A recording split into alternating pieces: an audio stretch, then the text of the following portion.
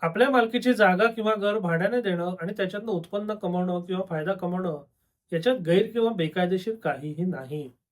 मात्र बरेचदा होतं काय, की आपली जागा किंवा घर भाड्याने देताना केवळ आर्थिक दृष्टिकोनातनं संकुचित विचार केला जातो. बाकी सगळे जे फायद्या तोट्याचे मुद्दे असतात, त्याचा साधक बाधक आणि संपूर्ण विचार केला जात नाही. परिणामी होतं काय, कालांतराने तो भाडेकरू किंवा लायसन्सी याच्याबरोबर समजा वाद उद्भवला, कोर्ट कचेरी झाली, तर तुमचा अगदी करार असला, नोंदणीकृत करार असला, सगळ्या गोष्टी तुम्ही योग्यरित्या केलेल्या असल्या, तरी आपली एकंदर सगळी जी न्यायव्यवस्था आणि बाकी व्यवस्था आहे, त्याच्या प्रक्रियेतनं पार पडणं हेच दिव्य आहे. आणि त्या प्रक्रियेतनं पार पडण्याकरता तुम्हाला बऱ्यापैकी वेळ, पैसा आणि मेहनत हा घालवायलाच लागतो. म्हणून जागा किंवा घर भाड्याने देण्यापूर्वी केवळ आर्थिक आणि संकुचित विचार न करता सगळ्या फायद्या तोट्यांचा विचार केला पाहिजे. आता घर किंवा जागा देताना फायदा काय काय होऊ शकतो? तर सगळ्यात पहिला फायदा असतो, की तुम्हाला नियमित आर्थिक उत्पन्न मिळतं.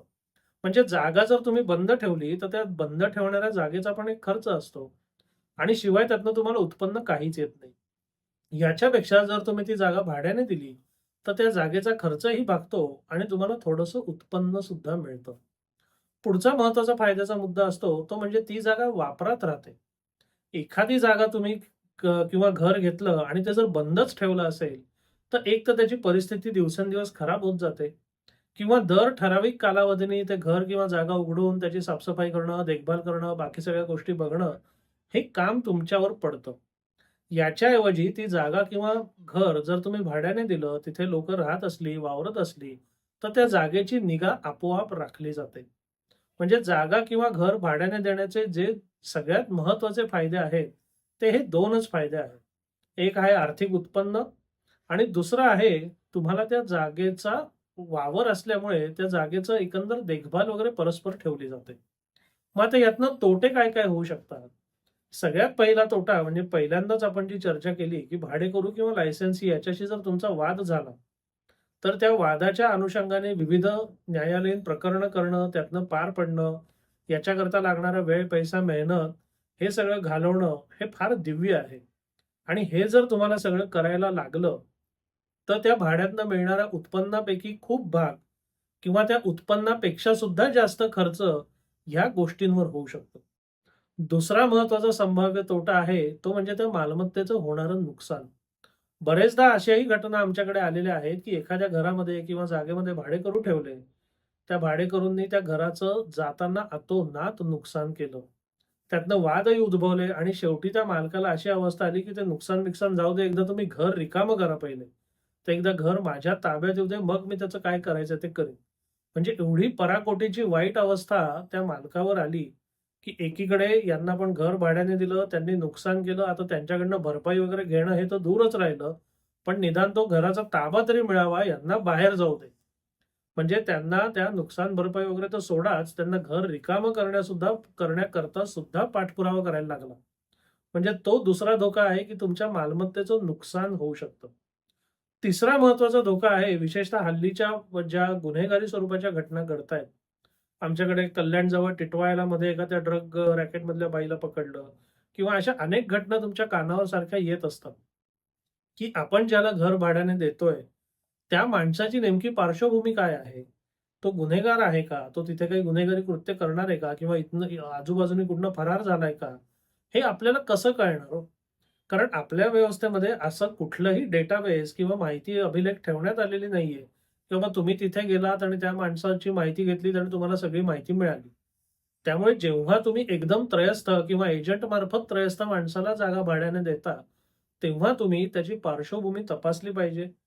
परत मगाशी म्हटल्याप्रमाणे पार्श्वभूमी तपासायची आपल्याकडे काहीही सुविधा नाहीये. त्यामुळे जेव्हा तुम्ही घर भाड्याने देता, तेव्हा त्या व्यक्तीने जर त्याची गुन्हेगारी पार्श्वभूमी असेल आणि त्यातनं काही प्रकरणं उद्भवली, तर त्यातनं तुम्हालाही त्रास होऊ शकतो. यालाच लागून पुढचा महत्त्वाचा संभाव्य तोटा आहे, तो म्हणजे एखादा व्यक्ती नुसता गुन्हेगार असणं एक वेळ परवडतं. पण त्याने तुमची जी जागा भाड्याने घेतलेली आहे, त्याच्यामध्ये जर काही गुन्हेगारी कृत्य केलं, मग अवैध गोष्टींचा साठा असेल, अवैध धंदे असतील, गैर आणि बेकायदेशीर कृत्य असतील, बाकी आरोपी किंवा गुन्हेगारांना त्याच्यात आश्रय देणं आहे, असल्या गोष्टी. असं जर काही केलं, तर त्या घराचे मालक म्हणून कायदेशीर कचाट्यात तुम्ही सुद्धा सापडू शकता. आता याच्याकरता भाड्याने तुम्ही जागा दिली, की भाडेकरूची माहिती स्थानिक पोलीस स्थानकात द्यावी. हे एक आपल्याकडे सोपस्कार पार पाडण्यात येतात. पण जोवर काही होत नाही ना, तोवर ते पोलीस पण काय ते उघडून बघत नाहीत हो. कुठली जागा, कोणी, कोणाला भाड्याने दिली आहे, मग ज्याला भाड्याने दिली आहे त्याची काय आपल्याकडे काही त्याचा काही अभिलेख आहे का? तो काही संभाव्य गुन्हेगार आहे का? किंवा आरोपी आहे का? हे ते तुम्ही दिलेली माहिती घेतात आणि ते ठेवून देतात. त्याच्यावर कारवाई काही होत नाही. अगदी मोठा कोण गुन्हेगार असेल तर गोष्ट वेगळी. पण हे छोटे-मोठे जे गुन्हेगार असतात किंवा छोटे-मोठे जे आरोपी असतात, यांचा भाड्याचा करार जरी पोलीस स्थानकात पोहोचला, तरी त्याच्यावर पुढे काही कारवाई होण्याची शक्यता जवळपास शून्यच आहे. हां, पण आता त्याने तुमच्या जागेमध्ये असताना अजून काही जर पराक्रम केले, तर मग ते सगळी चक्र फिरतात आणि मग त्याच्या जागा मग तुम्ही भाड्याने दिलीच कशी, मग ह्याव कसं, मग त्याव कसं, हे सगळं करून तुम्हाला सुद्धा त्या प्रकरणाचा त्रास होऊ शकतो. होईलच असं नाही, पण होऊ शकतो. तिसरा महत्त्वाचा संभाव्य तोटा, तो म्हणजे त्या माणसानी जर आजूबाजूच्या लोकांमध्ये म्हणजे आता तुमची सोसायटी आहे, कुठे बंगला आहे, काय आहे, अशा ठिकाणी जर गोंधळ घातले, तर त्याचा सुद्धा प्रत्यक्ष, अप्रत्यक्ष त्रास मालक म्हणून तुम्हालाच होणार आहे. कारण जेव्हा तुम्ही एखाद्या सोसायटीमध्ये समजा ब्लॉक असेल, तो तुम्ही भाड्याने दिला. त्या भाडेकरूने समजा आजूबाजूच्या लोकांना, सोसायटीला त्रास दिला किंवा काही त्रासदायक कृत्य केली, तर शेवटी मालक म्हणून तुमच्यापर्यंत ते येणारच आहे. म्हणून हे सगळे संभाव्य तोटे सुद्धा आपण लक्षात घेतले पाहिजेत. बरेचदा होतं काय, की हे भाड्याने जागा देणं आणि त्याच्या आर्थिक प्रलोभनं किंवा संभाव्य आर्थिक फायदे ह्याच्यावरच सगळ्यांचं लक्ष केंद्रित केलं जातं. आणि हे मधले जे मध्यस्थ वगैरे असतात, ह्यांचं तर दुकानच आहे ना, त्यांना पैशाशी मतलब आहे. जागा भाड्याने देणं, जागेचा भाड्याचा व्यवहार होणं, त्यातनं त्यांना जे काही त्यांच्या मेहनतीचं मध्यस्थ म्हणून कमिशन किंवा जे काही मिळत असेल, त्यांचा त्याच्यावर डोळा असतो. त्यांचं काही त्याच्यात चूक आहे असंही म्हणता येत नाही. पण आपण ज्याची जागा ज्याला भाड्याने देतोय, त्याचा दीर्घकालीन फायदा किंवा तोट्याचा विचार ते कशाला करतील? त्यांना काही देणं-घेणं नाहीच आहे ना हो. त्यांनी त्यांचं काम केलं, त्यांचं त्यांना कमिशन मिळालं, की त्यांचा मार्ग मोकळा. बरं हे जे सगळे लोक असतात ना, हे सगळे ऑन रेकॉर्ड कधीच येत नाहीत. म्हणजे उद्या काही जर झालं, तर बाबा ह्याने सांगितलं म्हणून मी त्याला भाड्याने दिली, हे आपल्याकडे सिद्ध करायला काही नसतं. म्हणजे त्या मध्यस्थाला तुम्ही कोणत्याही प्रकारे त्याच्यात गोवायची जवळपास शक्यता शून्य असते. म्हणून कोणतीही जागा भाड्याने देताना या सगळ्या संभाव्य फायद्या-तोट्यांचा विचार करा.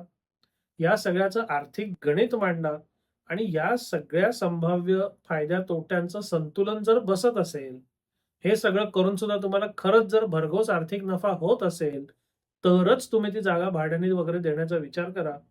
नाहीतर काही वेळेला असं सुद्धा झालेलं आहे, की तुम्ही एखादी जागा घेणं, ती भाड्याने देणं, त्याचं दरमहा भाडं घेणं आणि त्याच्याबरोबर सगळे धोके पत्करणं, याच्यापेक्षा ती जागा बंद जरी ठेवली आणि वाढलेल्या भावाच्या अनुषंगाने 2-3 वर्षांनी ती जागा विकून जरी टाकली, तरी महिन्या-महिन्यांनी मिळालेलं भाडं आणि 2-4 वर्षांनी एकदम झालेली भाववाढ याचं सुद्धा संतुलन तुम्हाला साधता येऊ शकतं. आणि ते संतुलन जर तुम्हाला साधता येत असेल, तर रोजच्या रोज आपली जागा भाड्याने द्यायची आणि त्या भाडेकरूच्या संभाव्य धोक्यांच्या लटकलेल्या तलवारीखाली राहायचं, ह्याच्यापेक्षा ती जागा घ्या, गुंतवणूक करा, बंद ठेवा, कालांतराने भाववाढ झाली की ती विकून टाका. याच्यात फायदा एखाद वेळी थोडा कमी जास्त होईल, पण असं तुम्ही केलं तर धोका शून्य आहे. आता हे असं कराच किंवा करू नकाच असा काही माझा आग्रह नाही. फक्त माझं म्हणणं काय आहे, की तुम्ही ज्या काही गोष्टी कराल, मग जागा भाड्याने देणं किंवा न देणं, हे आंधळेपणाने किंवा कोणीतरी करतं किंवा 4 लोकं सांगतात म्हणून करू नका. जागा भाड्याने देण्याचे सगळे संभाव्य फायदे आणि तोटे याचं गणित मांडा. त्याचं संतुलन बसतंय का बघा. संतुलन बसतंय असं जर तुमचं मत असेल, तर तुम्ही योग्य तो निर्णय घेऊ शकता. पण हे गणित मांडल्याशिवाय आंधळेपणाने कोणतीही गोष्ट करू नका. त्याने तुम्हाला संभाव्य नुकसानापासून वाचता येईल. आपल्याला हा विषय, हा व्हिडिओ कसा वाटला अवश्य कळवा. धन्यवाद.